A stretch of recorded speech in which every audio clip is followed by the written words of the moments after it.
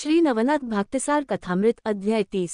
भर्तृहरीस दत्तात्रेयाचे दर्शन, हातपाय तोडलेल्या शशांगर राजाच्या पुत्राची व गोरक्ष मच्छिंद्रनाथाची भेट। पूर्व इतिहास। गोरक्षनाथ भर्तृहरीस घेऊन गिरिनार पर्वतावर दत्तात्रेयाकडे गेल्यानंतर तेथे तो 3 दिवसपर्यंत राहिला।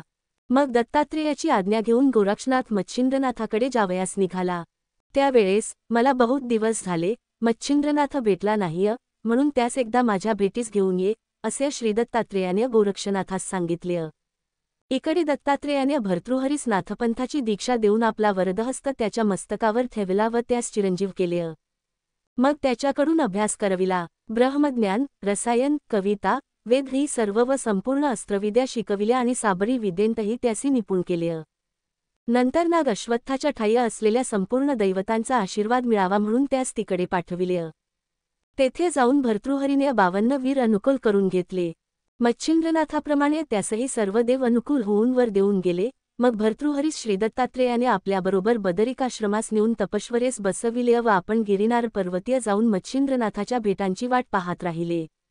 दत्तात्रेयास विचारून गोरक्षनाथ निघाल्यानंतर तो गर्भगिरीवर येऊन मच्छिंद्रनाथास भेटला व त्याने त्यास दत्तात्रेयाचा निरोप सांगितला।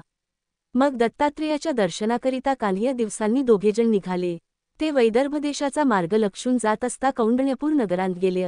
तेथे ते भिक्षेकरिता हिंडत असता त्याच्या असे दृष्टीस पडले की तेथील शशांगर राजाने क्रोधाविष्ट होऊन आपल्या मुलाचे हातपाय तोडून त्यास गांवच्या चव्हाट्यावर टाकून दिले आहे।